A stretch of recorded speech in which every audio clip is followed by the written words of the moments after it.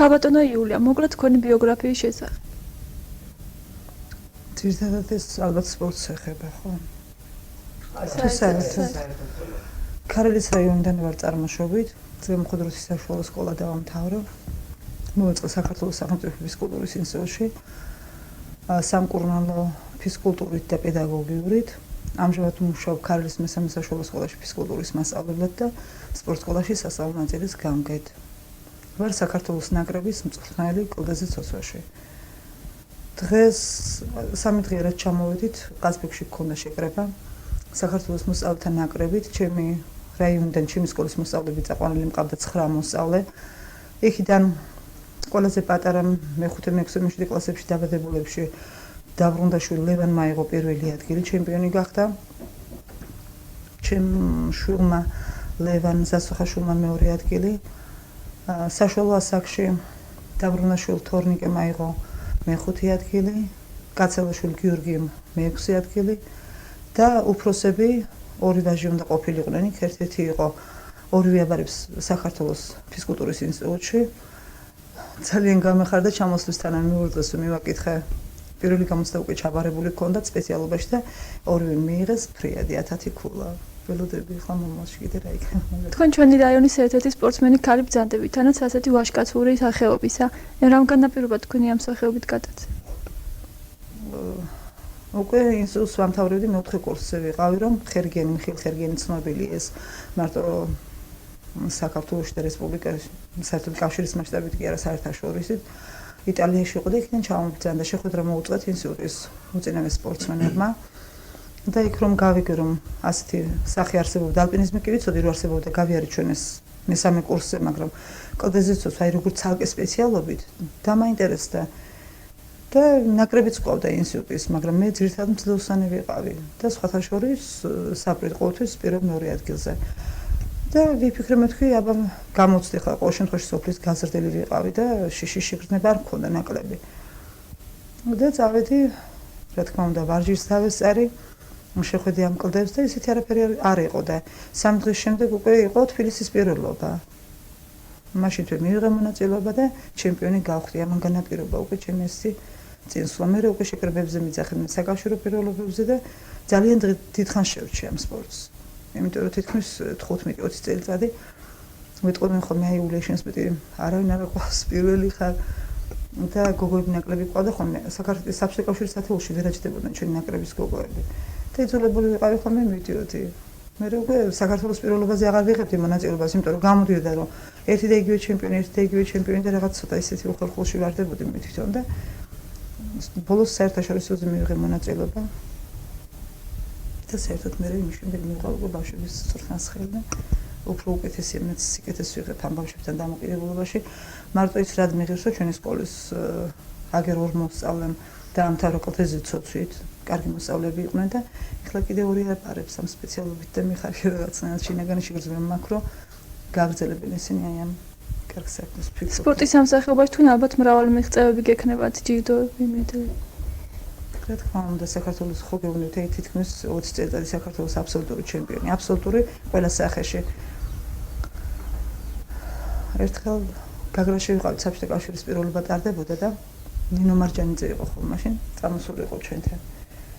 და ისეთი რთული ტრასები იყო, რომ ჩვენ ყველა მოიხსნა, თითქმის მოწყდნენ ყველა წარმომადგენელი სხვა მონაწილეები. ბოლო კენჭისყრით ჩვენ შევხვდა და გავიარეთ მე და ჩემი მეწყვილე გოგომ და ის რთული ადგილი, რომელიც გასავლელი იყო, რომ გავიარეთ. ჩვენი ამხანაგი მეძახის რომ იულია დაწყნადი არ ინერვიულო, ხოლმე რო ჩამოხვიდე მაგ ტრასიდან, მაინც პირველი ადგილი გექნებათ, ისეთი ძალიან რთული ტრასა იყო. ხო და ბევრი კარგი ისინი, მაგრამ აი იცით რა არის რესპუბლიკაში რო ხარ, შენ მიწაწყალზე რო ხარ და მაინც რო იგი ეს სხვა შეგრძნება. გრძნობ აი უფრო მეც გრძნობ. თუნდაც ამიერკავკასიის პირველობაზე ხომ ხშირად ვიღებდით მონაწილეობას. იქაც რო ვიგებდი, მაინც გრძნობდი რომ ის ჩემი იყო რაღაცნაირად და იქაც უფრო მეტი თორე. ეხლა საკავშიროზე და საერთაშორისო ჩვეულებრივი მოვლენა იყო, გადახარ მონაწილე ხარ და უნდა მიიღო მონაწილეობა ჩვეულებრივად როგორც მონაწილე, მაგრამ აი იქ რაღაცნაირად გერიდება რომ წააგო ბოლოს და ბოლოს ხო სირცხვილი რაღაც ასეთი ცუდი ის არის ხომ შინაგანი ეს ყველა სპორტსმენის ის არის ალბათ. განცდა და ის. თქვენი ცხოვრების ყველაზე ღირსშესანიშნავი დღე ალბათ გიხსოვთ. ალბათ კარგზე მეკითხებთ. კი.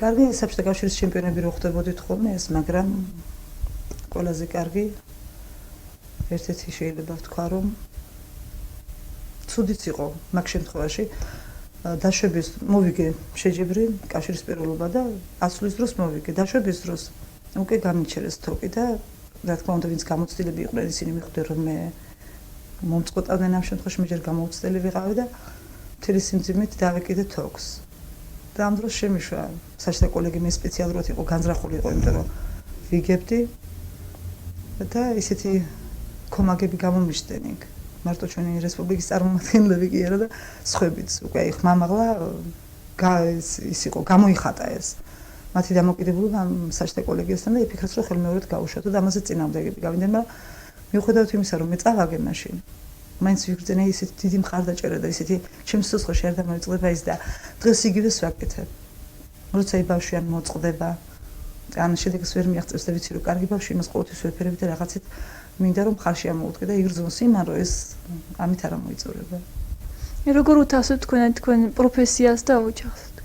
მე მეუღლე მეხმარება ოჯახურ საქმეებში უფრო იმიტომ რომ აი ამ წუთში 20 დღით ვიყავი გასული და ეხლა ხვიცით რა პერიოდია მაგრამ მაინც ეხლა კიდე ოქტომბერში ხერგენის მემორიალი უნდა ჩავატაროთ ბათუმში ისევ ნაკრების მწვრთნელი ვარ და იძულებული ვარ რომ გავიდე და ისე რომ შეჩვეულია ოჯახიც და ყველაც რომ სამსახურიც რომ უნდა გავიდე და გავაკეთო გასაკეთება.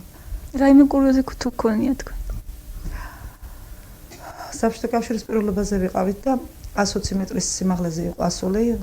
ამ წუთში არის ბანაკი აილამის დირექტორი, ჩვენი ჯგუფის მონაწილე იყო ვლადიმერ ქურასპედიანი. და მე ჩვეულებრივად ვიჯექი და უყურებდი კლდეს რომ ამ სიმაღლეზე ახლა უბრალოდ ისეთი შორი იყო მანძილი ჩვენ შორის რომ უბრალოდ ხელის მოძრაობებით ვანიშნებდით ერთმანეთს ჩამოდი არ ჩამოხვიდეთ არა ხმას ვერ მიაწვდენდი ფიზიკურად და ჩემი მწვრთნელი და ეს მეორე მონაწილე ერთმანეთს ესაუბრებოდნენ და ეტყობა ამ ხელის მოძრაობით ანიშნა მეორეს რომ რაღაცა ანიშნა ასეთი ფორმით და იმან ამ დროს მოიხედა მაღლიდან და იფიქრება წამოდიო და წამოვიდა ეს მე უყურებდი ეს სწრაფად მიდიოდა ეს თოკი რომ ვიფიქრე რომ უკვე რაღაცაშია საქმე კარგი მანძილით ერთი შეეხება კედელთან მეორე შეეხება კედელთან და იმ წუთში დავწვდი თოკს თავის ინერციით მაინც წამეღო ხელებში გამიცურდა თოკი დამეწვა ხელის გულები მომცვიდნენ მაგრამ ასე იტყვის ხოლმე ახლა ეს ბიჭო რომ დედაჩემმა გამაჩინა და იულიამ დამარჩინა და ბევრი ისეთი მეორეთაც მქონდა შემთხვევა კიდე ამ წუთში თეთრწყაროში სპორტ სკოლის დირექტორია ეს ბიჭი მიწასთან შეხება დარჩა 2 მეტრი და გავაჩერე სასწაულად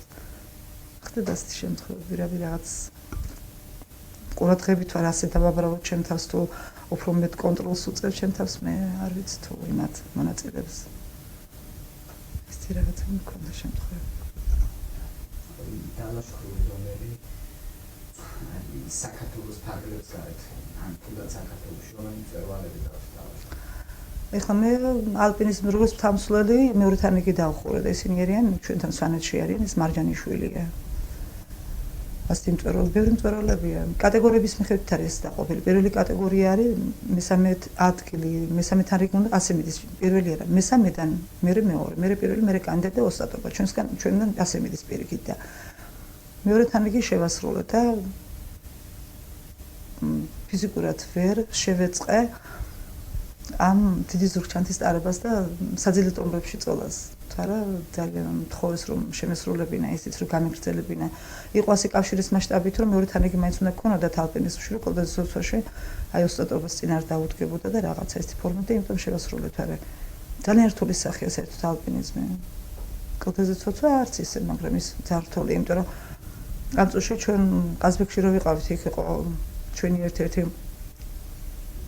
გუჯაბიძე თამსვლელია რესპუბლიკაში ყველაზე ცნობილი ბიძინა გუჯაბიძე და იმალაიში მიდის ეს აი ამ წუთში შეგვიქ უნდა აიღოს მწვერვალები ექიმიც მიყავს და ყველას და ჩვენ ბავშვებთანაც ჰქონდათ შეხვედრა და იმან იცით როგორ მარტივად ავუხსნა ეს რომ ძალიან ადვილი ამ თამსვლელობაში არის ისე არის და რომ ბიჭი და უყურებდი ვერ უთხარი ბავშვებს რთულია მეთქვი რომ არ შეცვლენ თქვი და ესე საჭიროა რომ თამსვლელიც იყო და პარალელურად კლდეზე მიცოცავთ ჩვენი რაიონის ახალგაზრდები თუ არიან გატაცებული სპორტის ამსახურებით?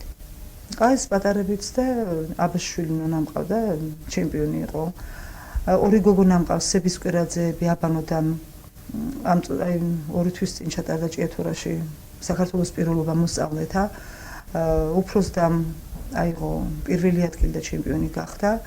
გონგლიაშვილი შალვა მყავს, რომელიც მეორე ადგილზე გავიდა. ისე რომ ჩემი ნაკრები მიუხედავად იმისა, რომ კლდეები არა გვაქვს ძალიან რთულად და ჩავდივარ თბილისში და იქ მანეჟია და იქ ვწვალობთ ასეთი ფორმით ძალიან კარგი ბავშვები მყავს. ამ სპეციალობით ახლა კიდე ეგ ორი აბარებს და მე კმაყოფილი ვარ.